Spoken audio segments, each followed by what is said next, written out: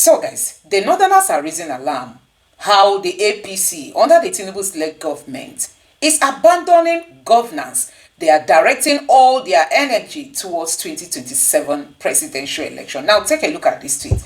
This is a Northerner, and he tweeted and said, while almost every general hospital in Kebbi State is in a very poor condition, the governor of Kebbi State just commissioned a newly constructed APC secretariat in Augi, where their hospital is in a very poor condition.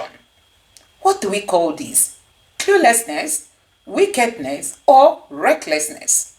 Now, there is a story of a guy who is lamenting about what is happening in Kogi State. Also, Ojope, together with Arise TV crew, they've all reacted to what is happening in the north, how the hospitals are left in very bad shape. And a journalist came out, captured the video of what is happening, put it out there, in the public space, and guess what? The governor of the state has arrested that journalist. I'm just going to allow you to take a look at this. But before then, see what is happening in Kogi State. And then let's equally see what Rufai and Dr. Batidema are all reacting about, what they are saying about the video coming from the north. Take a look at this. What I'm about to say is the dangerous truth of what has been going on in Federal Teaching Hospital, Lokoja. And as I speak, there are 5 union leaders who have been sacked, lost their job for revealing this truth. It is no longer news that healthcare services in FTH Lokoja is very bad. With the absence of several life-saving medical equipment and the breakdown of a lot more, what is more shocking is that the X-ray machine in the hospital has not been functional for the past 8 months. Same thing with the dialysis unit. However, the head of these departments have private hospitals 30 seconds away from the Federal Teaching Hospital and benefits directly from the patients who were supposed to benefit from the public hospital services. This is a direct exploitation of the patients financially, and it goes against the Code of Medical Ethics set out by the Medical and Dental Council of Nigeria. This same hospital has severe shortage of healthcare providers, especially doctors, with 272 resident doctors 5 years ago, reducing to only 35 resident doctors presently. Doctors are placed on excessive working hours that leads to burnout. A doctor from the surgery department in the same hospital was placed on 30 days duty every day 24 hours. And this is coming in the same month when the nation mourns the death of one of its dedicated doctors who died after 72 hours duty. There are also reports of shocking and horrific practices going on due to the dysfunction of the mortuary services. The whole sterilization unit in the hospital is reported to be in total ruins, putting the lives of every patient that seeks to have any surgery in the hospital at risk of infections and death. With the severe shortage of doctors in the hospital posing a threat to both the lives of the doctors and the patients that they serve, the hospital management continues to victimize everyone that comes out to speak. They continue to employ doctors as locum staff for several years, denying them their benefits, only to renew their contracts for 4 months. The hospital management has gone as far as giving evil employment contracts to its staff, denying them from joining any union membership. Several doctors have reported having miscarriages from the burden of excessive working hours, and even a non-medical staff has lost her life in the same hospital after being on shift for 7 days and was turned away, denying her the right to seek care in the hospital she has dedicated most of her life working due to lack of bed space. Despite the State House of Representatives' intervention, the management continues to victimize any doctor that comes out to speak the truth. This is a total violation of the fundamental human rights of both the doctors and the patients that they serve. So we call on the federal government, the Federal Ministry of Health, the Kogi State Ministry of Health, all relevant stakeholders, and every well-meaning Nigerian to hasten investigation into the issues of the management of Federal Teaching Hospital Lokoja to ensure that doctors' rights are respected and patients' lives are protected. New report from activist and journalist Dan Bello. The Kebbi State Governor, Dr. Nasiru Idris, is being accused of arresting a journalist, Hassan Maye Waya Kangiwa, who was reported to have made the shocking video showing an elderly man laying on a bed frame without a mattress in a desolate room while receiving treatment at the Kangiwa General Hospital in the state. Well, according to Dan Bello, the journalist had to run from his home due to threats, but is now in police detention. Users on social media have condemned the journalist's detention and are now demanding his immediate release. I mean, I cannot believe this story. Rufai, we took this story yesterday and we were calling for a response. But that dilapidated hospital and why they are subjecting our Nigerians to this sort of hardship. And we're hearing that this man who made the video has been arrested, Rufai. They will not respond to you or G because there's no leadership accountability. We are running a demonstration of grace. So when citizen journalism comes into place, I reveal such a thing like this, that the governor ought to do something about. They will go and follow the messenger and arrest the messenger and use the same police that are suffering the same scourge of this country to arrest. That's why sometimes I believe you should arrest protest too. Because the man, he speaks a lot of facts. That's the exact country we live in. So when you now ask the police, on what did they arrest now? They will say cybercrime charges. What? That's why it's... He didn't say... No, but they will tell you cybercrime charges. They will say it's just showed the video. They will say it's leaking state secrets. In fact, they will quote one act in a draconian military law and put the law there. Because you see, law in this country, they use it to victimize people. It's only in this country that law and courts does not catch rich and elite people. It's only the poor man. Please release that man. Oh. Yes. Release that man. We beg you, whoever you are as governor, and quickly attend to this. Because if we look at your state budget now, you will have budget for healthcare. But you can see people, the man is sleeping on bare metal. And that's the country we live. They will say cybercrime, they will fight charges again. You know the next thing they will do now, if we talk too much, the next thing they will do, you go and put charges and rush him to court. No. And tell the judges to hurt him. You see, that's why, plus judiciary, plus all the systems of government, plus it's a joke we run in this country. And you know what pains me the most? Yeah. The same people that call the military bad, that they said they fought against the military, they are the ones in power today. They are doing way worse than what the military did. The governor was quite active with the teachers' union. You see life? You see life? Actually, They are doing way.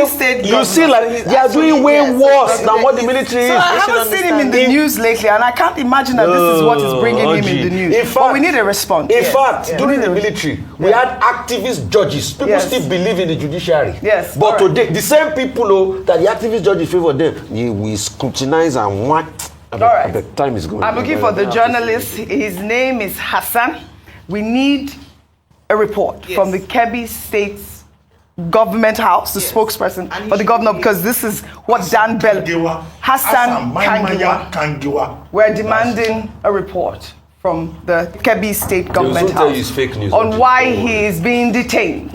Well, all right. In another development, tension is running high in Onitsha, Anambra State, where we are learning new details about the reported tragic and sudden killing of a pregnant woman and 3 others by the Operation Clean and Healthy Anambra Brigade, also known as the Ocha Brigade. One eyewitness said the incident began when traders in the market were displaying their goods when Ocha officers came and asked them to move their product. This led to an altercation, with officers ultimately opening fire. Let's take a look.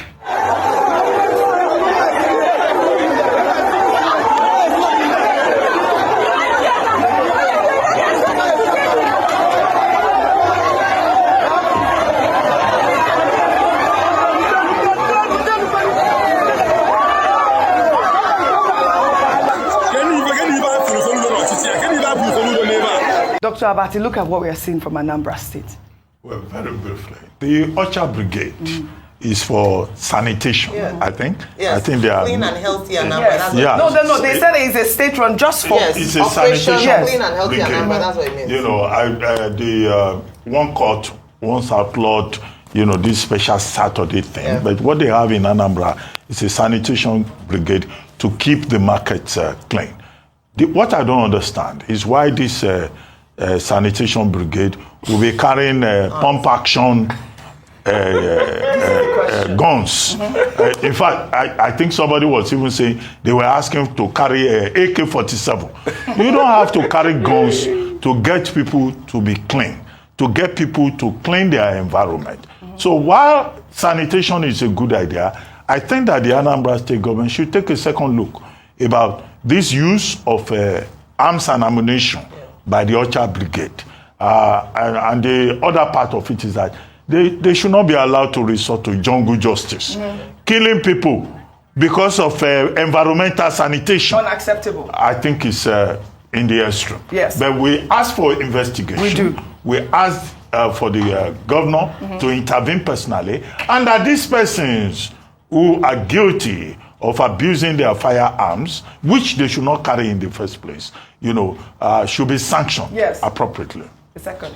You're saying Just something. a second. I was just going to say that why Anambra? Only a few weeks back, we talked about having a chamber in Anambra. So state-sponsored regularly, whether it be for security or for clean and health. The meaning of OCHA is simply Operation Clean and Healthy Anambra. Yes. They have no business at all when it has to do with law enforcement. So the governor has a lot to answer with. Why is there so much violence and high-handedness leading to these unnecessary deaths and killings? That's so he has a lot to answer in this regard. Anambra there needs to be sanity. This is it. This is a call for Professor Charles Chukwuma Soludo. We need a response. One woman, they reported dead and 3 injured. Unacceptable. Now to a shocking video from Ekiti State, which captured a man desperately hanging onto the back of a moving large trailer on the Ilashe-Akure Express Road on a journey to Ade Ekiti. The video was posted on X and has gathered several views and comments, with users wondering if the driver of the trailer was even aware that the man was on the back of his truck. Let's take a look. See this guy now. Where do they go now?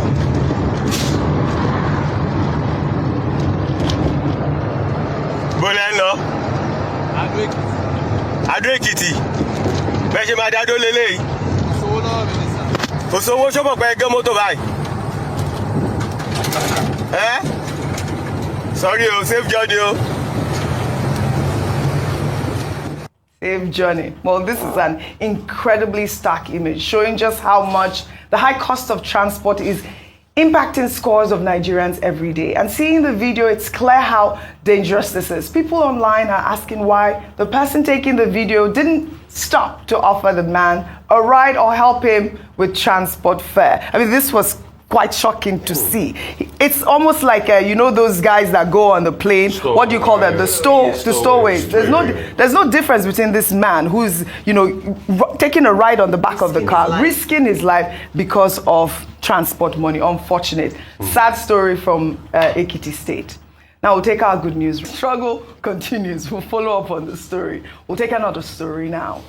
Former presidential candidate Peter Obi has resumed his public engagements after a brief health-related break. Peter Obi confirmed his return in a post on X, where he shared details of a visit to a luxury fashion brand in Lagos. Obi used the opportunity to advocate for the support of small and medium-sized enterprises, emphasizing their role in shifting Nigeria from a consumption-based economy to a production-based one, elevating poverty and fostering the country as a hub for creativity and trade. He wrote in part, "Yesterday, I visited Maison de Helen Factory, a proudly Nigerian luxury fashion brand that has existed since 1990 under the visionary designer Helen Unuale, who learned this talent from her mother and has now passed this visionary talent to her daughter, Elise Unuale. Studies have consistently shown that SMEs are the backbone of any economy, especially for developing nations.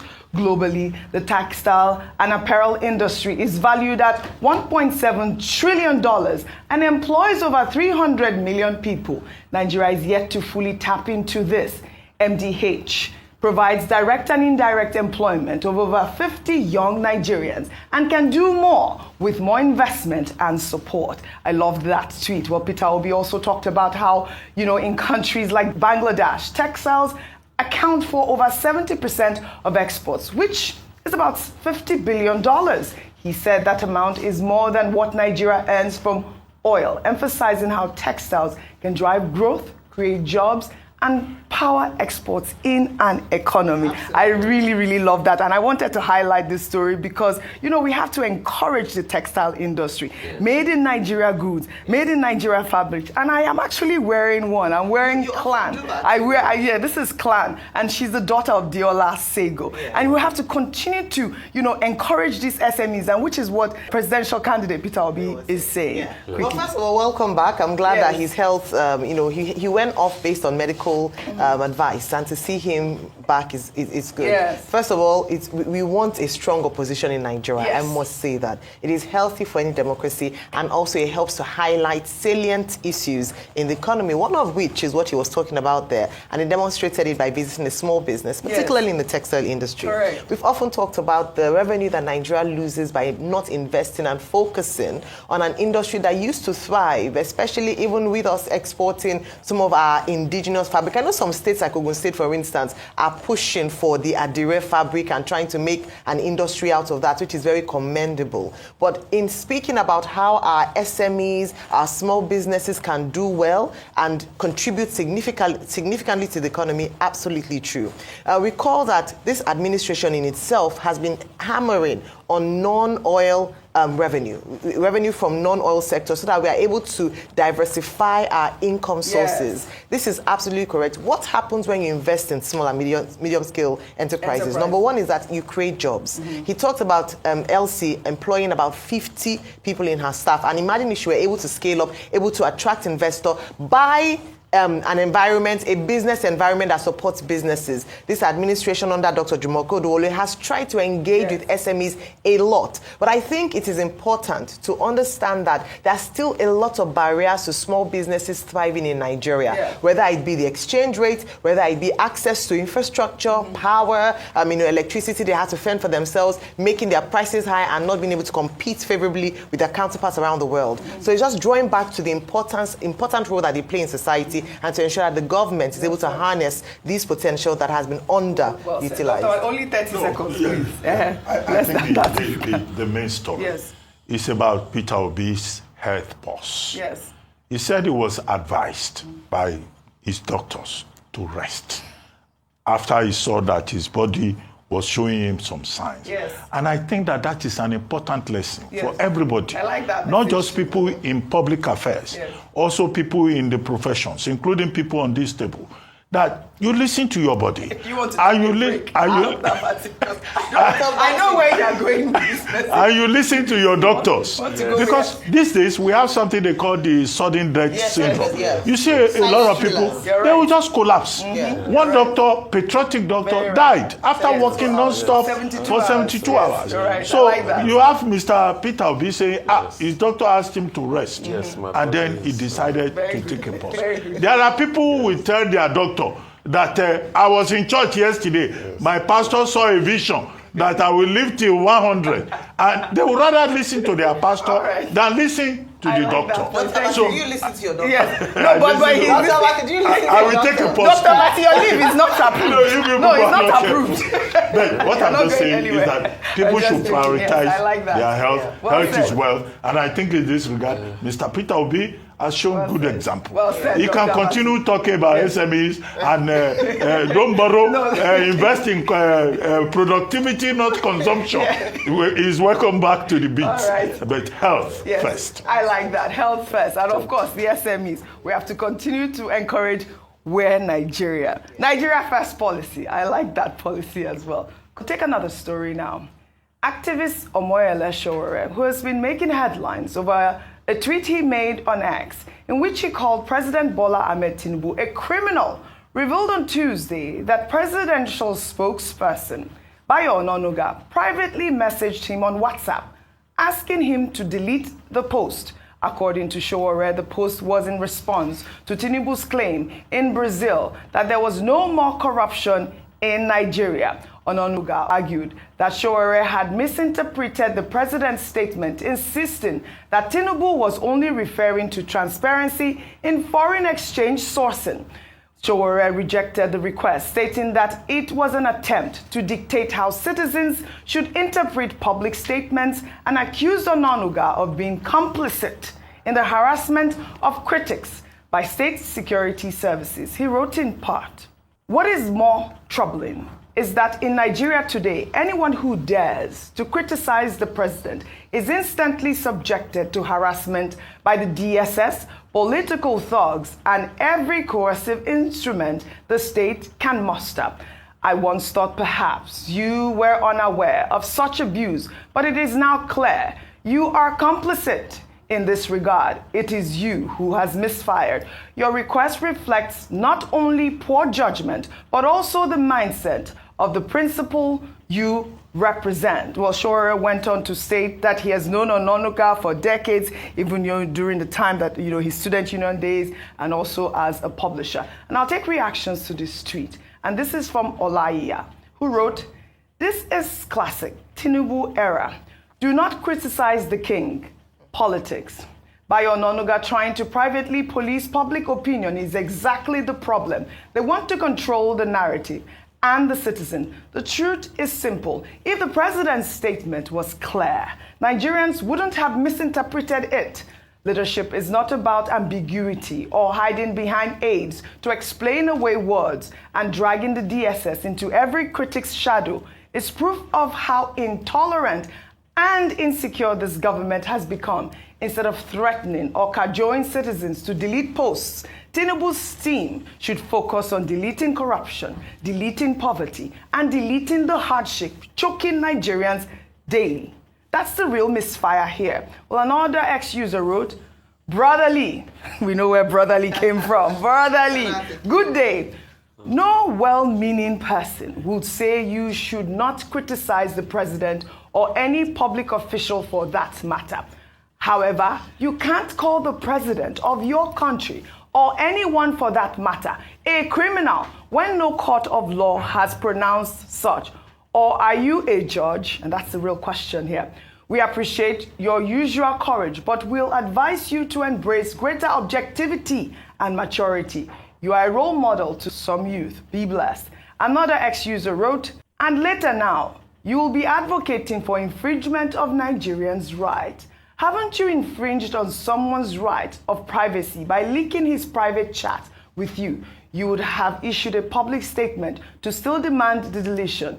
He chose to go private and you leaked it." And the reason this ex-user is stating this is because in Omoyele Sowore's tweet there, he had leaked Bayo Ononuga's private WhatsApp chat. And that was the response from that. Here you go. He had leaked that chat, which, a lot of ex-users and even myself, I question, why would Sowore actually leak this? Because this was a private message. But I don't even understand what happened to Bayo Ononuga. The DSS has intervened here. I mean, I know there's some sort of relationship that they might have. Sowore has insisted that he is not going to delete this tweet. Dr. Abati, I don't know why Bayo Ononuga would have thought that Sowore would even, abide by or listen to him in the first place. Okay, both men involved are doing their job. Yes. Sowore is an activist.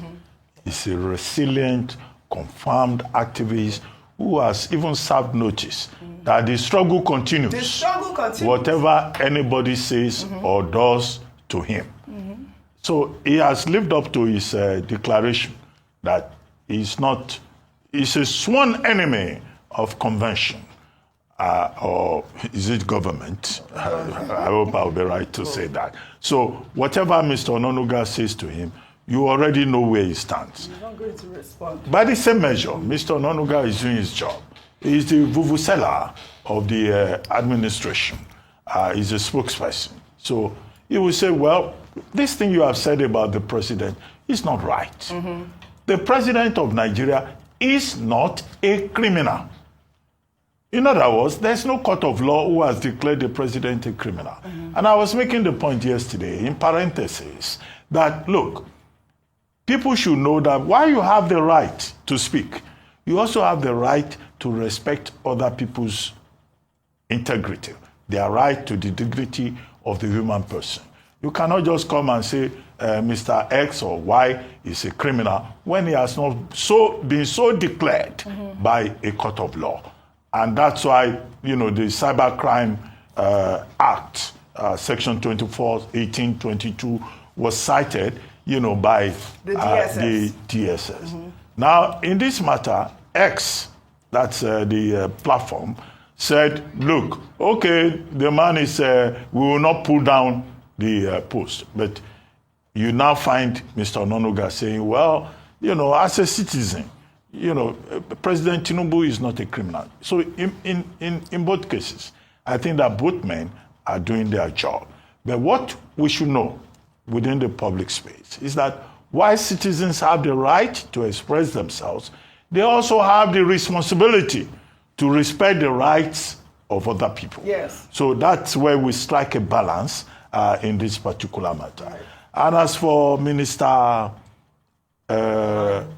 Umahi coming to Lagos to show empathy, to look at the flooding situation, I think that the lesson in Umahi's example is that when you put a man who is a specialist in that area, he's a civil engineer, so he knows about engineering, he's not relying on contractors.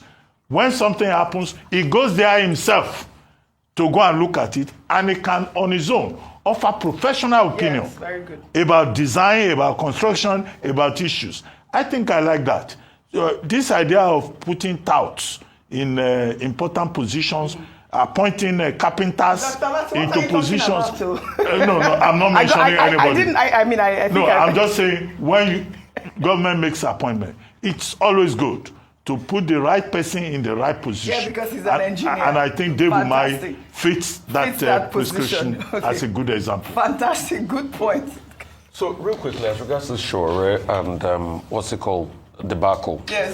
So, Mr. Onanuga, what the DSS is saying, they were happy on the criminal word, which I've condemned, which I've said it wasn't fine to call the president, criminal. But Mr. Onanuga was happy on the fact that, this has been said, that had been said. With due respect, yes. I don't think it was right for Sowore to have put that private message out there. And I'll say this. They have a history together. Sowore stated that in the days of the struggle, these people, they were both in the same struggle.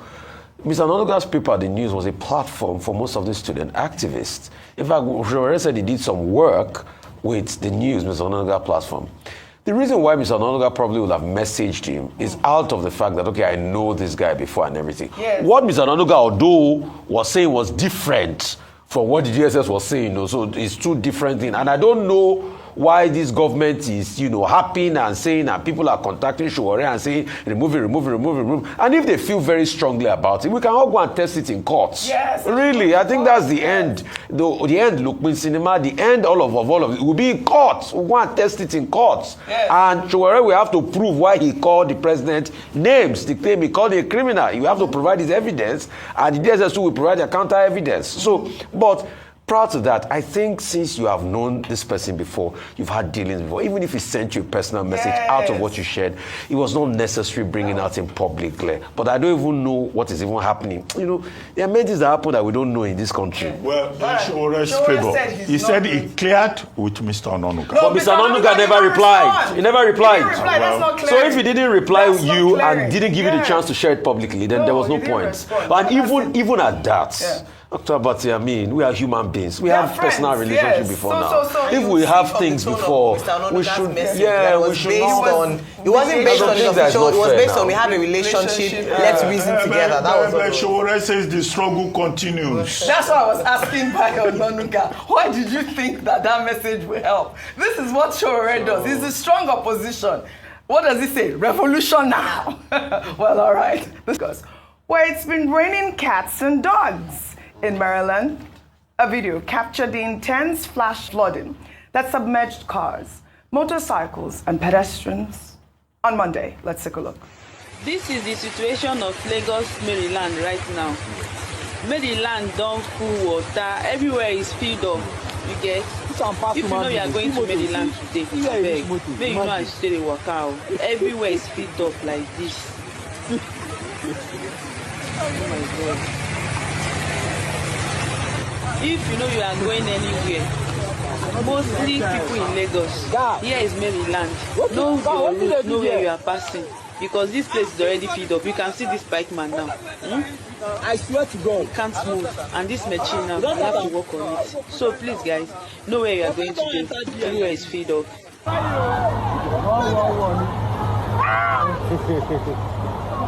See water, Tori Olorun. See water, Tori Olorun. Ayo. Lagos, Center of Excellence. But this video really disturbed me, actually. So I reached out to the Commissioner for Environment and Water Resources, Tokunbo Wahab, who responded to the video. He attributed the flooding to a clogged outlet and shared an update on the situation in a post on X, showing that it had been brought under control. And I'll read his tweet. He wrote, "Current situation report on the Odo-Iya-Alaro Bridge, Maryland, as at 11 a.m. today, 9th of September 2025, after the heavy early morning rainfall, a testimony to the great work being undertaken by operatives of the Emergency Flood Abatement Gang from the Lagos State Ministry of the Environment and Water Resources."